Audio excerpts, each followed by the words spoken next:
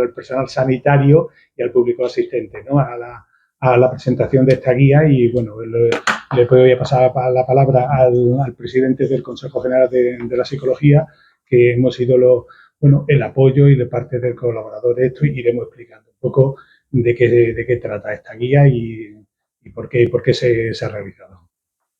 Muy bien, muchas gracias, Adolfo. Yo agradecer a Adolfo en particular y al Colegio de Psicología de Melilla el hecho que me haya invitado a estar aquí en la presentación de esta guía.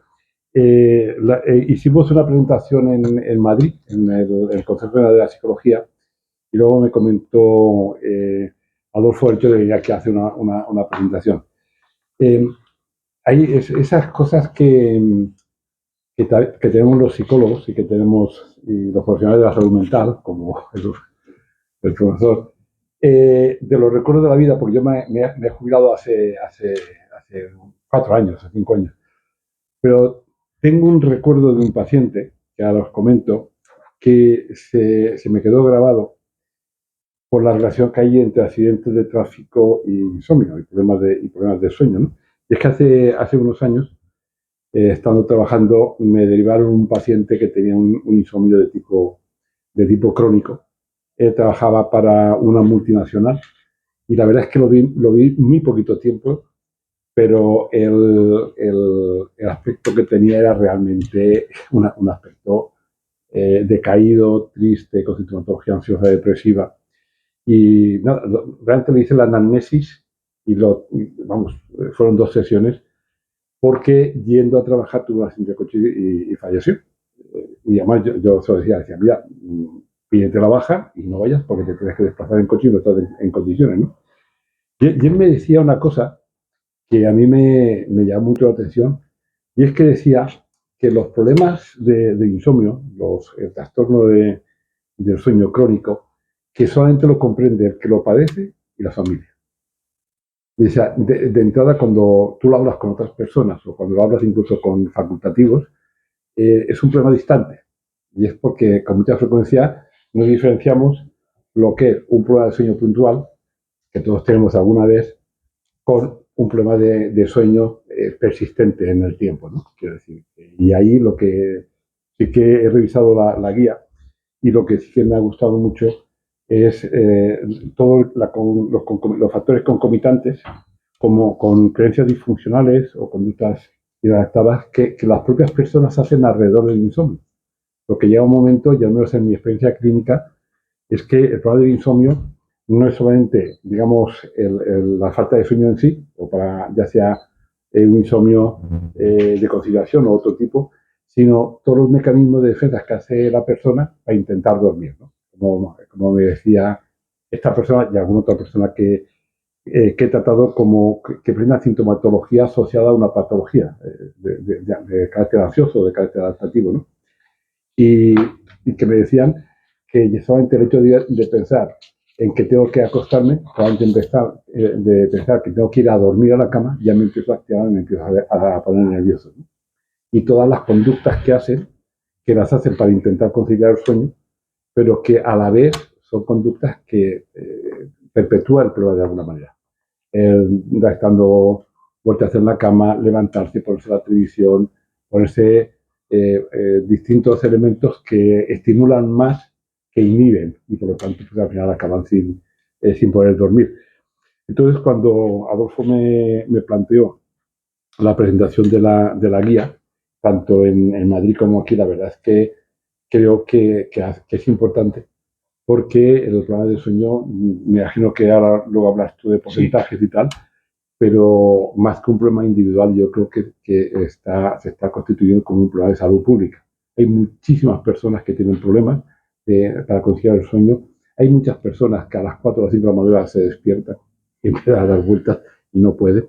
Y es verdad que, como decía el paciente que el problema solamente lo entiende el que lo vive y la familia. ¿Por qué? Pues porque al final acaban con conducta de inevitabilidad en el contexto familiar, acaban con desajustes, es decir, realmente lleva razón esta persona. Bueno, yo creo que te voy a pasar la palabra. Explicas tú la guía y luego si queréis hablamos un poquito de que... Bueno, pues voy a explicar un poco el origen, por qué surge la guía, ¿no? Yo creo que esto es importante. En el 2004, en el 2024, a través de la plataforma de la Alianza del Sueño, en colaboración con ellos, una serie de sociedades científicas, tanto la Sociedad Española del Sueño como la Sociedad de Medicina del Trabajo y el Consejo General de la Psicología, se plantea una serie de cuestiones que son esta idea, ¿no? La prevalencia, el gran problema que existe con respecto a las personas que tienen problemas con insomnio, un 43%, y después hay un 14% de personas que tienen un insomnio crónico. A partir de ahí es cuando la incorporación con este equipo se plantea de hacer una guía. Y entonces ha ido, y la guía que estamos publicando, que se ha publicado ahora, y esta es la guía, ¿no?, que tenemos aquí. Y bueno, esta es un poquito menos extensa, ¿eh? Es que yo tengo aquí metido varias cosas de todo el proyecto, porque estas personas. Entonces, a partir de aquí, es decir, esto es un documento realmente clínico para que la gente pueda seguirlo. Es decir, el profesional sepa qué paso que hay que hacer para poder evaluar a una persona, qué se debe hacer y qué no se debe hacer. ¿Cuál es la cuestión aquí importante? En la guía esta se centra más no en tratar el síntoma, sino los componentes que mantienen el trastorno. Porque nos puede ocurrir, por ejemplo, podemos tener una ruptura o cualquier cosa, un problema, y a lo mejor eso se ha solucionado, pero dependiendo de nuestro comportamiento, de las cosas que estamos haciendo, hace que se mantenga el trastorno por sí solo. Y entonces, os lo voy a poner un ejemplo con esto que se lo estaba comentando a Paco, ¿no? Es decir, cómo nuestra conducta podemos mantener un trastorno. Me acuerdo de una paciente, pero lo voy a hacer con otro ejemplo, no con el sueño, después lo haremos con el sueño. Una paciente que se empeñó en que yo era su hijo porque nada más que tomaba leche. Yo lo evitaba, ¿qué tal? Y era la lechera antes que vendía las cosas típicas y tal. Bueno, total, que yo lo evalúo y al análisis, a hacerle el análisis funcional de las conductas, que es lo que está pasando, y ella, como se la había, el pensamiento que se había metido, que su hijo no comía, ¿qué pasaba? Se anticipaba y le daban leche. Y entonces no dejaba comer. Cuando iba a comer, no tenía ganas de comer leche. Y entonces lo alimentaba realmente en leche. El niño estaba redondo como una bola y no tenía ningún problema tal. Lo único, claro, no sabía, no tenía sabores, qué tal. Es decir, cómo determinadas conductas o pensamientos que tenía la madre ahí interfirió allí. En esto en el sueño lo tiene la propia persona que lo padece, ¿no? Esas creencias disfuncionales o ese tipo de componentes. Entonces, en la terapia consiste, es una terapia estructurada, realmente es una terapia estructurada con multicomponentes. Multicomponentes a nivel conductual, a nivel conductual, a nivel cognitivo y a nivel de tipo educativo, ¿no? Es decir, interviniendo con esa serie de componentes, hacemos que podamos corregir y avanzar y ver cuál es el problema que tiene esa persona y poder corregirlo.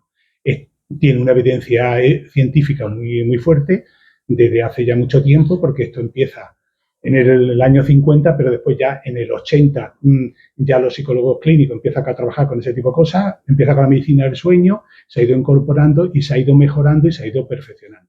En España no se había publicado esta guía, no había una guía y sí había consenso a nivel europeo. Existe la guía europea que se parece, pues prácticamente pues seguimos, ¿no? Y consideran al insomnio la terapia cognitivo-conductual como la primera línea de actuación en los insomnios crónicos, ¿no? Bueno, también puede actuar en las cosas transitorias, ¿no? Realmente le puede ayudar o le puede ayudar con otros problemas.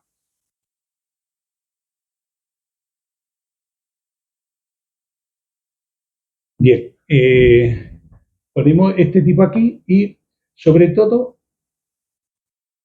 sería en los componentes. Ahí vemos los componentes, para que veáis vosotros, en los componentes que vamos a actuar para poder modificar estos problemas realmente que existe de sueño.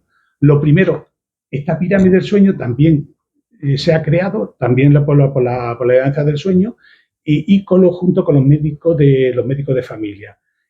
Y ahí lo que hacemos es cómo establecer los hábitos de higiene del sueño y de qué forma tenemos que abordarlo, ¿no? Empezamos por el nivel más bajo, que sería serían los ritmos y el horario a la hora de dormir, cuáles son los hábitos y la rutina, el control estimular y lo último es cuando vamos a la cama.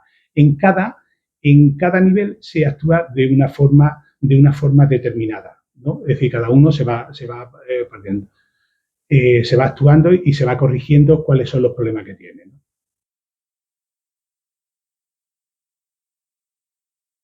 ¿Qué hacemos?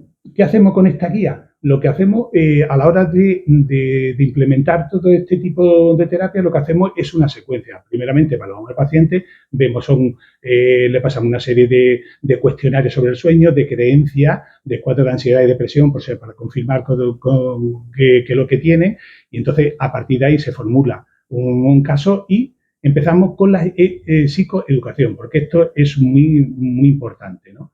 Es muy importante que ellos sepan que el ritmo circadiano, la hora, por qué dormimos, ¿no? El sueño es que el sueño la gente no le da la importancia que tiene, pero el sueño es un proceso biológico, pero imprescindible para restablecer las funciones tanto físicas, psíquicas y energetizantes del cuerpo.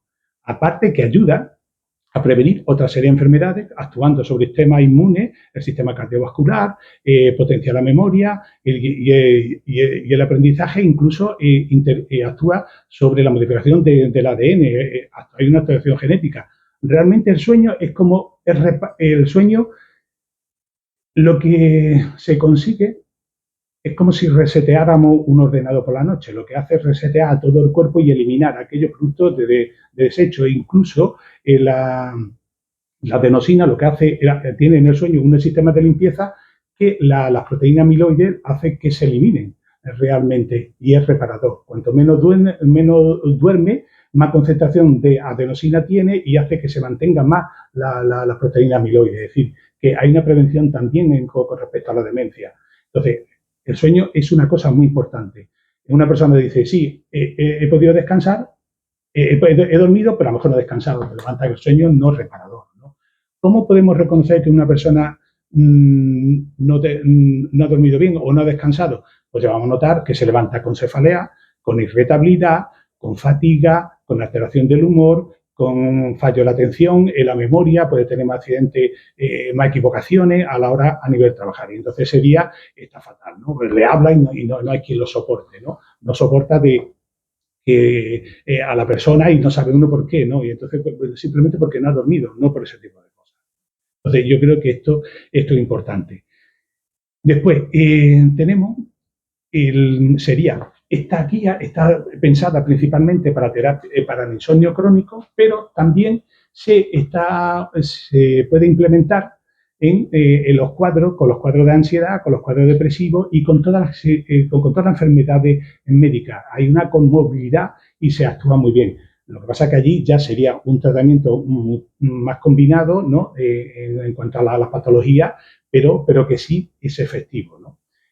Os cuento que me acuerdo de un paciente nuestro que conocemos, Juan Carlos lo conoce también, y bueno, con un cuadro depresivo y viene por vía urgente para verlo, ¿no? Entonces estaba con tratamiento tal, se estaba tomando 30 miligramos de Transilo para dormir con antidepresivos.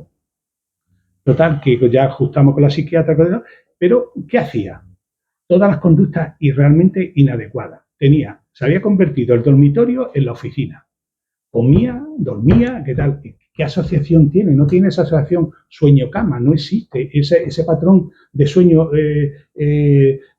sueño-vigilia se había roto, se había desestructurado, con lo cual hacía toda serie de conductas que no salía de ahí. Entonces, lo único que estaba haciendo es que mantenía más el trastorno, seguía abusando del ansiolítico realmente y el cuadro depresivo tampoco mejoraba. Modificamos todo eso con una pequeña modificación también del tratamiento que le hizo la psiquiatra y empezó a reír y ahí está, en la calle, lo veo yo, porque lo veo desayunar todos los días, lo veo por ahí, cambiamos la relación, empezamos tal y con eso. ¿Qué instrumento nos va a servir a nosotros para saber para poder trabajar con ello? ¿No? Sería con el diario del sueño. El diario del sueño es un registro de una serie de variables, a qué hora nos levantamos, a qué hora nos acostamos, qué medicación toma, si echamos siesta o no echamos siesta. Este registro nos va a servir para ver cómo vamos modificando esos hábitos y vamos corrigiendo esa conducta. es una herramienta fundamental, porque en varias sesiones podemos corregir el trastorno o coadyuvar en otras patologías realmente importantes. Yo creo que es bueno esta terapia, esta guía es importante y la terapia es realmente muy efectiva, ¿no? ¿Cuál es el problema? El problema que existe es decir, ¿cómo implementamos esto en el sistema sanitario? ¿Cómo está estructurado realmente ahora, ¿no? Tenemos un problema porque la primera vía de entrada al sistema sanitario sería por la atención primaria. Entonces, tendríamos que colaborar,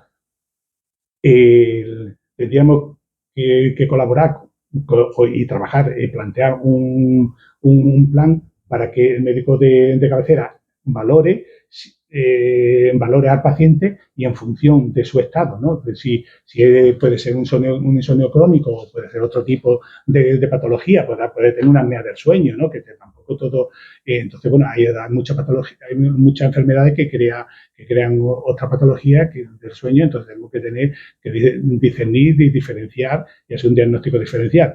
Una vez que esto, pues, si el médico de familia cree conveniente que es un insomnio crónico y que podemos tal, la primera línea de actuación sería la terapia cognitiva, que no conseguimos corregir porque hay muchas variables que pueden interferir, también se le puede poner medicación para que pueda dormir. La idea de todo esto es reducir el abuso que hay con lo hipnótico y con la benzodiazepina en general para dormir. España es uno de los países mayores consumidores de hipnóticos sedantes, con lo cual tenemos un gran problema, ¿no?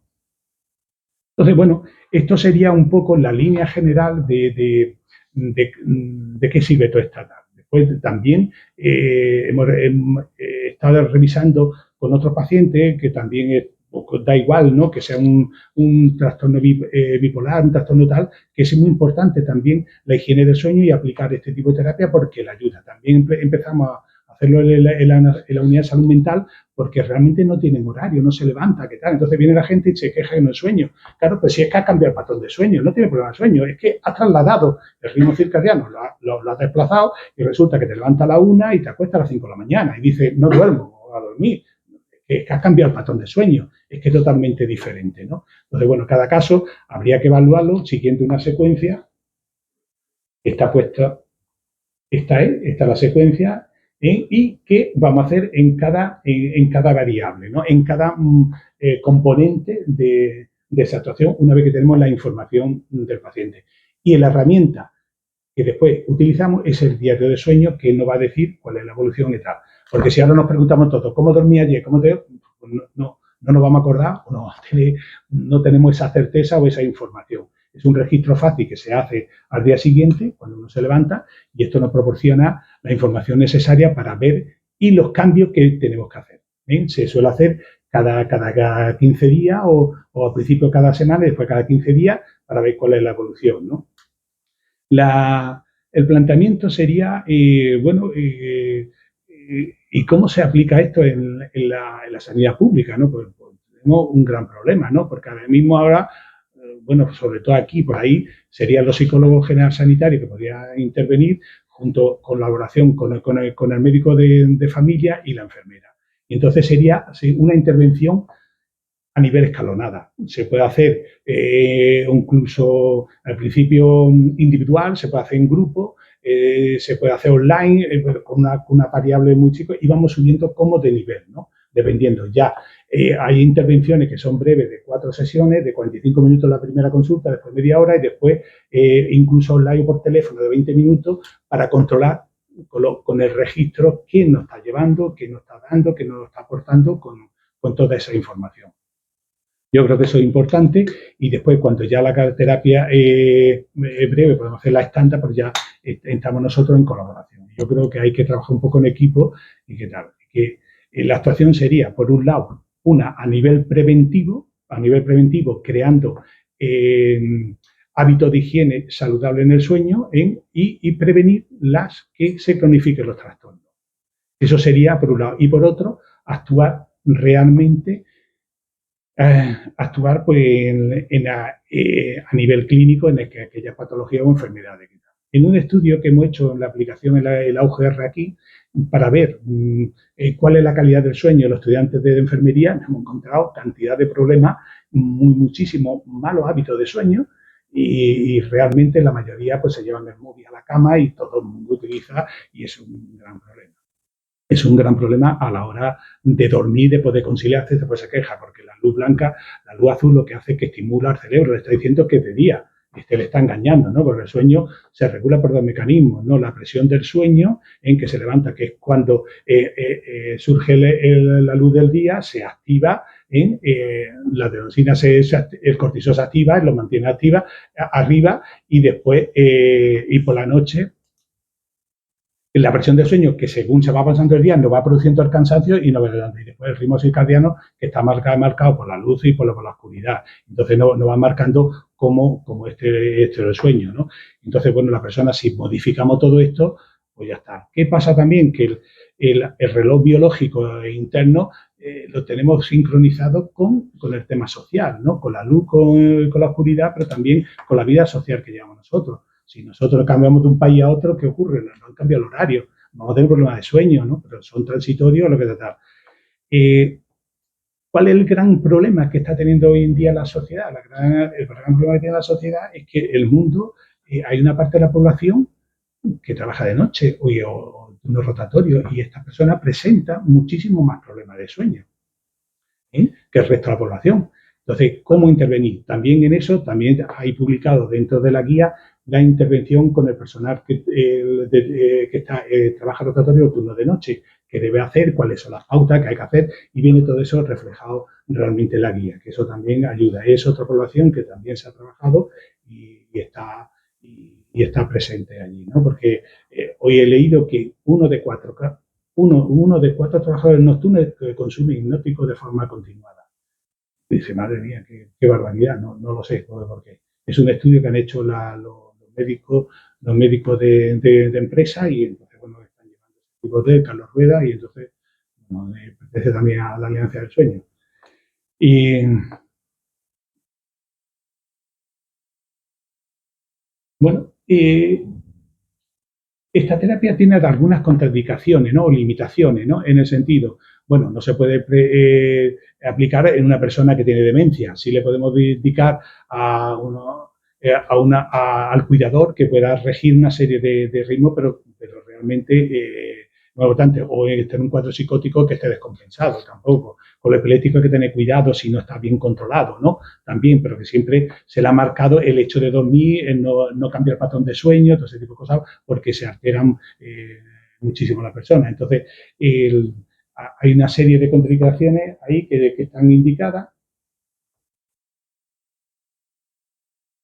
Esto sería lo que hemos dicho, ¿no? Que yo creo que el psicólogo general sanitario, junto con el médico de familia y la enfermería, sería la persona más adecuada a la hora de trabajar en el sistema sanitario de una forma coordinada, bien en grupo, bien individual, dependiendo ya cada uno de los casos, y eso sería un paso adelante. Pero eso pues tardará un poquito hasta ya la península. El psicólogo general sanitario se está incorporando a los centros de salud.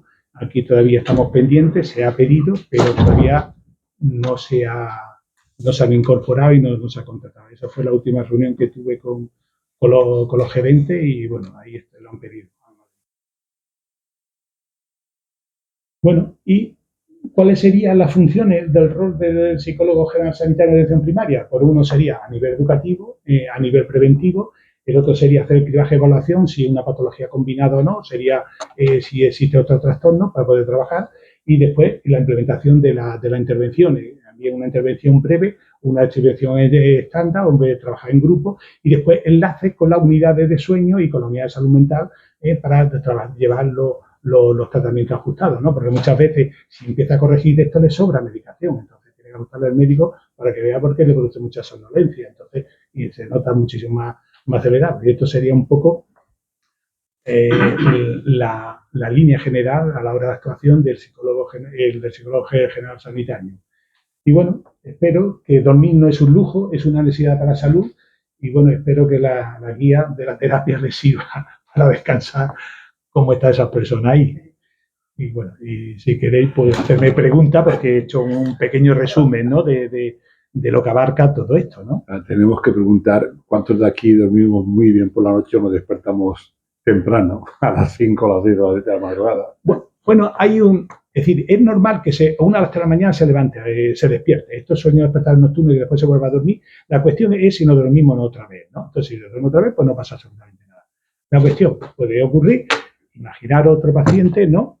Que se desespera. Y yo que duermo y me despierto aquí, entiende una rumiación, y entonces a darle vuelta y se activa. ¿Qué haríamos ahí? Si una persona se tira y dice nada, entonces la recomendación ahí sería salir fuera de la habitación, irse a otro sitio, pero seguimos sin desconectados, no poner a ver la tablet, ni la televisión, ni nada de esto, sino realmente la lectura. En muchas personas le produce somnolencia, o en un lugar más oscuro, más relajado, hasta que venga sueño. Si tienes sueño, te vas otra vez a la cama para dormir. Y te vamos asociando para tal, hasta que vuelvas a despertar y tal. Que no duermes, no pasa nada. Al día siguiente, ¿qué va a ocurrir? Va a tener más somnolencia, va a tener más presión del sueño, pero hay que evitar la siesta, porque la siesta, entonces, si tú te echas 5 horas, llega la noche y corregimos otra vez, ¿no? La eosina se corta y entonces, pues ya descansado, pues otra vez empezamos la función. Entonces, tenemos este problema, ¿no? Entonces, hay que evitar la siesta como mucho, media hora, no más, y después ya para qué. Solamente podemos irnos a dormir cuando tengamos presión del sueño.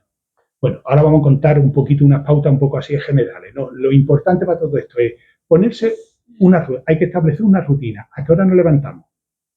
Esto es muy importante. Hay que establecerlo como una hora fija. Siesta, media horita, no más. ¿Bien? Y nos vamos a dormir cuando tengamos presión del sueño. No ir a dormir y montamos un festival de tablet, teléfono, tele y todas estas cosas. La cama tiene que ser algo para dormir o para la intimidad de la pareja, más que otro tipo de cosas. Pero hay gente que no, que todas estas cosas lo cambian. Pero es muy importante irse con presión de sueño. Si no tenemos presión de sueño, tenemos que hacer algo para desconectar. También podemos hacer las cosas que también se ocurren mucho, ¿no? En determinadas personas, porque son muy rumiativas. Entonces, ¿qué hacemos? Si rumia mucho y estamos qué vamos a hacer el día siguiente, lo que podemos preparar es una hoja de poder poner donde tenemos que poner cosas que tengo que hacer mañana en un listado, cosas que me preocupan, que diferentes, bueno, me preocupa, está ahí, ¿no? Porque no tengo trabajo, que tengo que dar, bueno, hay cosas que me preocupan, y leerlo eso, cerrarlo y irnos a la cama. Y no se mira hasta el día siguiente, no volver otra vez a retomar. ¿Para qué? Hacemos eso para desconectar realmente de esos pensamientos, esa preocupación y poder no ir y poder descansar. Son estrategias realmente dentro de la guía de la terapia cognitiva, realmente para que la persona pueda descansar, ¿no? Entonces, bueno, esto es importante y da con bastante buen resultado. Llegando la noche tenemos que aprender a desconectar, a hacer las cosas que nos faciliten. Pues estas luces, pues hay que apagarlas, más luces tenues, tenemos que empezar a hacer cosas que nos ayuden. Realmente tenemos la mayoría de una gente, los hábitos, ir al baño, esto, lo otro, ¿verdad? Pero y después vamos a hacer cosas con mucho más suave que nos haga desconectar y dormir, ¿no? Entonces, porque el sueño no es voluntario, es involuntario. No te duermes porque tú quieres. Te viene porque cuando te viene la presión del sueño te duermes, no que voy a dormir. Si tú intentas hacerlo de forma voluntaria, al revés, te crea ansiedad y lo haces que no te duermas. Fuerte. Si eso es así, hay que levantarse y hacer cosas que nos tranquilicen, que nos vayan relajando para después, y tengamos presión del sueño, volver a la cama y ajustamos. Y vamos reorganizando esto, cama con sueño, y vamos asociando este patrón que nos va a facilitar realmente las cosas. Y bueno, si queréis preguntar algo, preguntarme porque no sé. Y contaros así muchas cosas, en líneas generales, contarles. Las otras que han marcado por mirar. Sí. Se acuesta, duerme. Sí.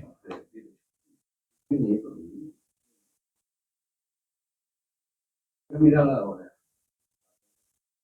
Sí. No mirar. No mirar. Es una de las primeras reglas. No mire, pues si tú has puesto despertador que te va a levantar a las 7, es las 7. Bueno, a las 7 no, bueno, a las 8, a las 9. No lo mire.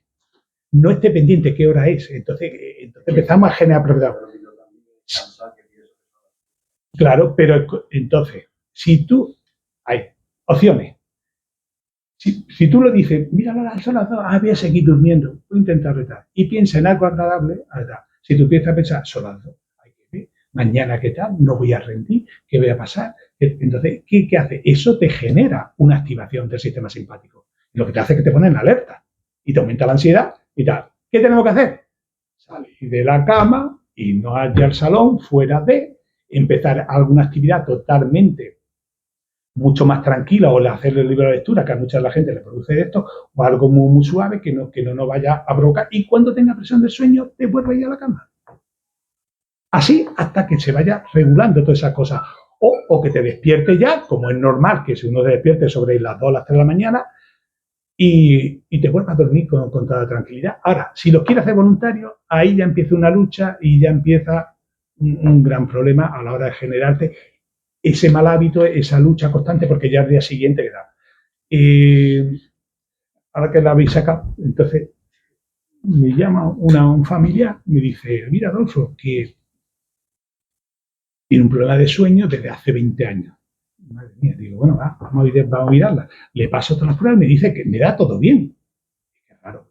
Pero entonces, claro, digo, bueno, voy a pasarle la escala disfuncional sobre creencias y pensamiento disfuncional sobre el sueño. Cuando empiezo a ver todo esto, pues, no te puedes imaginar, claro, digo, ahora, ella realmente decía que no tenía ansiedad, que no tenía nada, pero claro, con esos pensamientos es imposible que tú puedas dormir, si es que estás toda la noche quedando y mañana no puedo totalmente tengo que dormir esta hora, que mañana que si no me voy a levantar, ya no rindo, ya no soy la misma.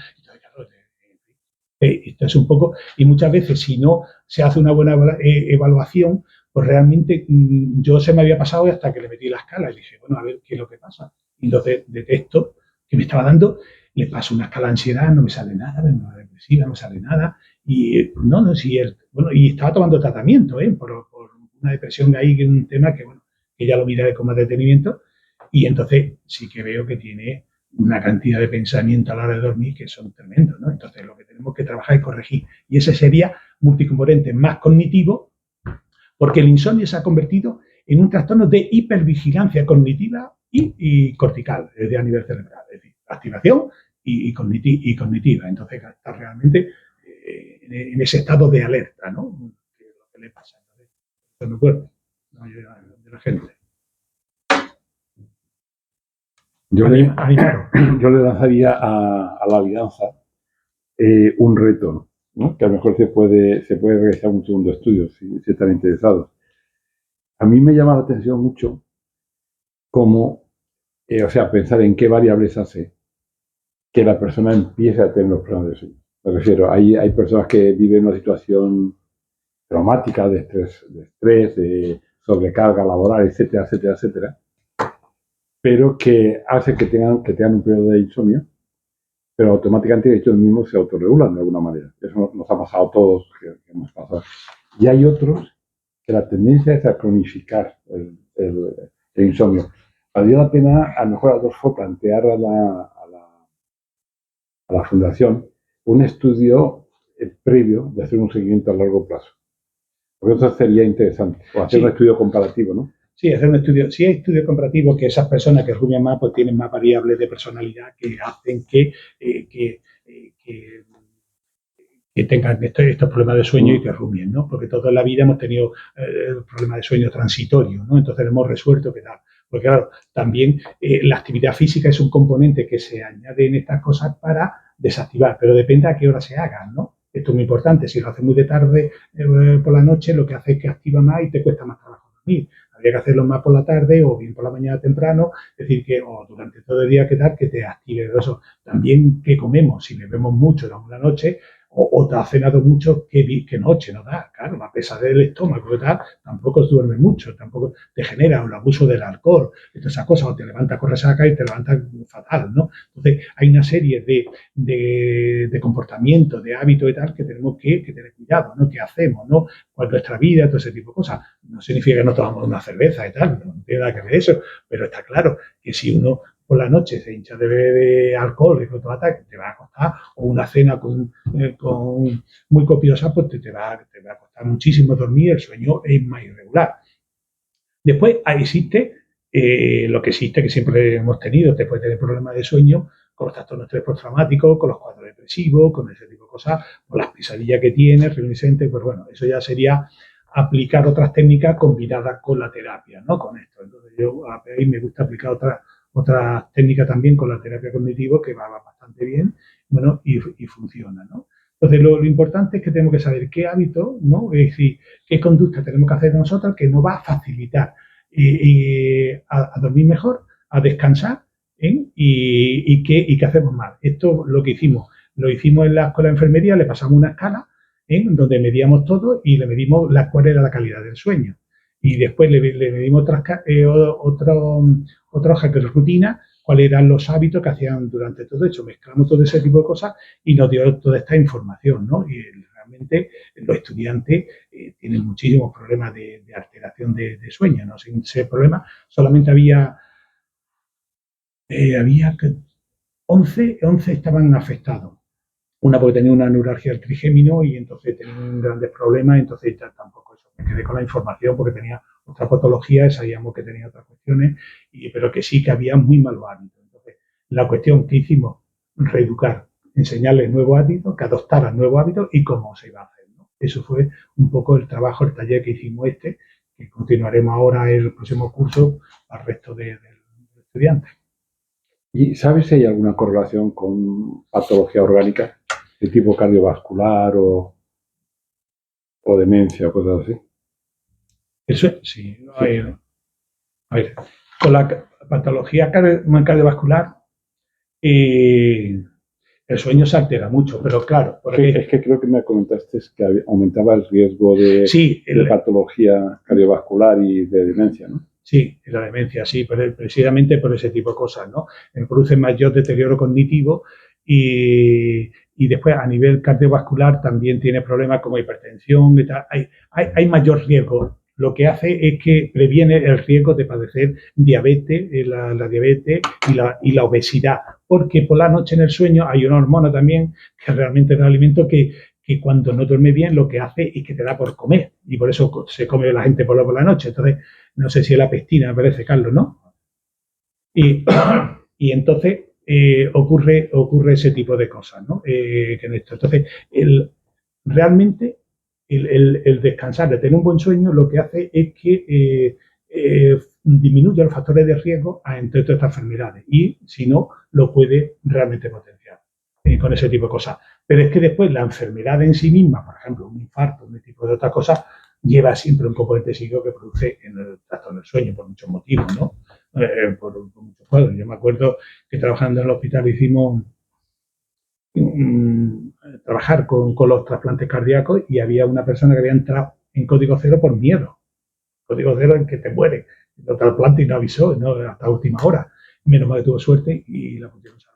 Pero hay muchos trastornos y muchos trastornos postraumáticos, el presentarte un infarto, todo ese tipo de cosas. Claro, todo eso ya en cuadros depresivos que se va mezclando con la propia enfermedad, con lo cual hay trastornos del sueño. Es decir, previo que te protege, pero si tienes esas enfermedades, tiene la otra patología, la inversa, ¿no? Entonces, bueno, así. Y también es muy importante para la memoria y para el aprendizaje y para la regulación de las emociones. Eso es muy importante. Lo que pasa es que cada uno se produce en fases diferentes. Pero bueno, la fase es reino o no reino. Pero bueno, eso es así. Bueno. Faltaría una cosa y es pedir que recomienden la guía, ¿no? Bueno, la idea también la idea que tenemos es un poco que esta guía pues formar a todos los psicólogos en esta terapia, y ya en esta reunión que está en Madrid, ya todos los colegios, la división de psicología clínica y salud ya tienen la guía, ¿no? Ya como hubo un representante y yo fui como representante también de psicología clínica y salud, y entonces ya se ha distribuido por todos los colegios para que puedan hacer uso de ello y después hacer una formación y bueno, y ya el siguiente paso que se aplique toda la atención primaria y que podamos corregir ese tipo de sueños, ¿no? Es que realmente hay muchos accidentes. Ten en cuenta que las consecuencias económicas de no dormir bien es muy alta. El asentismo laboral, la baja productividad, el accidente de tráfico, el coste económico es muy grande, es decir, por no cuidar determinadas cosas que podemos controlar. Entonces, yo creo que esto es importante y el coste económico de muchos millones, ¿eh? Estamos hablando con algo que se puede prevenir, ¿no? Después ya son los casos especiales, adaptaciones de esta guía según pues, las terceras personas de tercera edad, los trabajos a turno o rotatorios, entonces, en fin, a los rotatorios o los nocturnos. Entonces, bueno, esto es un poco, son modificaciones, aplicaciones para estas cosas. ¿Alguna preguntita así? Animaros, que no hay problema. Si la sé, lo respondo, si no, pues nada. Yo, la elaboración de esta guía, la parte de la terapia cognitiva conductual, se ha elaborado entre un grupo de psicólogos de España, una de Barcelona, otra de Madrid, otra del País Vasco, en fin, y nosotros, pero realmente la coordinación la he llevado yo desde el Consejo y, bueno, hemos llevado todo ese tipo de cosas hacia adelante y creo que hemos hecho un buen trabajo y yo creo que es positivo, ¿no? Pues no existía ninguna y en España es publicada y ahora sí se ha publicado. Se la remitimos al ministerio, que es el ministerio que lleva toda la guía de todas las guías clínicas, y también se la enviamos a hacer la presentación hace 2 meses. La invitamos, pero no pudo asistir y, bueno, yo creo que vamos dando pasitos para que la sanidad en general, pues, bueno, se beneficie, ¿no? Y que la gente tenga una buena calidad del sueño y que podamos vivir más, porque realmente es regenerador, es decir, el sueño es regenerador del organismo entero. Entonces, mi mujer se mete mucho conmigo y digo, yo es que duermo muy bien, por eso te digo que yo duermo muy bien. Entonces, no tengo realmente, claro, hay... Pero te duermes más de media hora. Os recuerdo que se está grabando, no es por nada, lo digo por las cosas íntimas.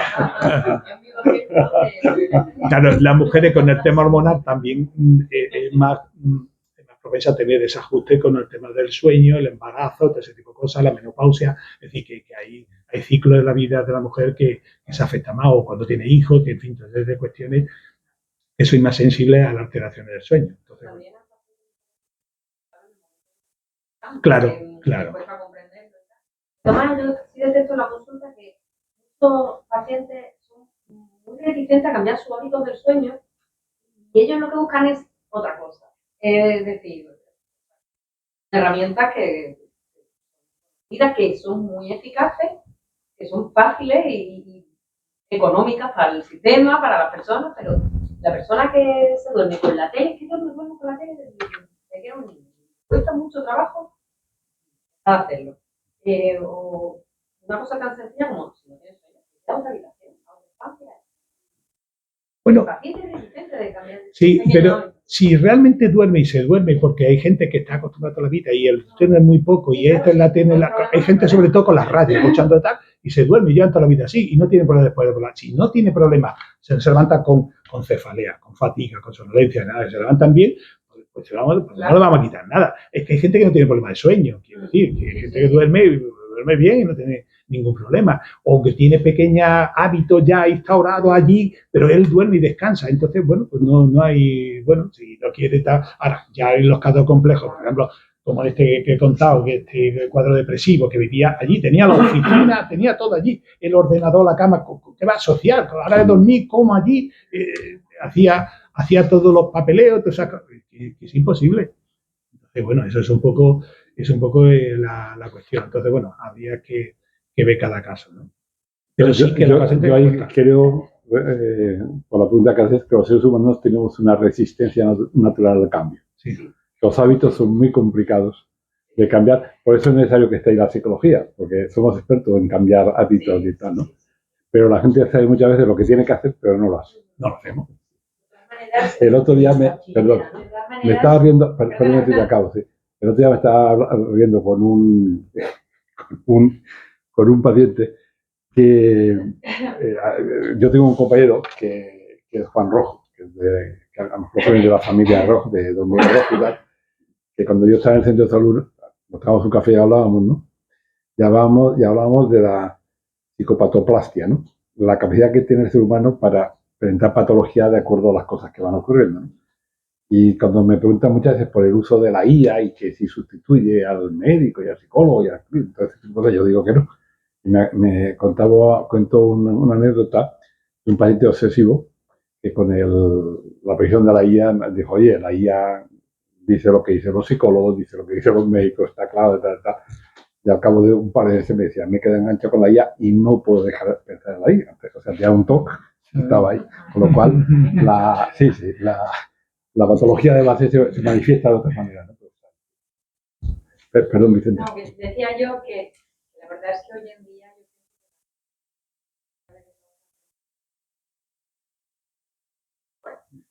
otras cosas porque yo, por ejemplo, algo que he trabajado mucho todo con los padres. Cuando ya toman la comunión, no porque tomen la comunión, pero si lo hacen cambio, en la habitación y es el sitio de la actividad. Los niños tienen que estudiar en el despacho del papá, o en el despacho de la mamá, o en el comedor apagando la televisión. Es decir, porque yo he trabajado con que estaban haciendo comisiones y siempre les decía lo mismo. Dice, a mí me parece fenomenal.